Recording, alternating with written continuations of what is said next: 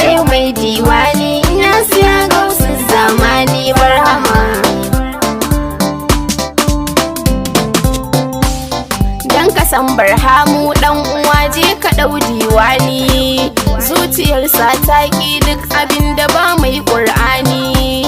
La ilaha illallah shehana haka ke yin nuni, istingifari hailala salati gun manzon al'umma.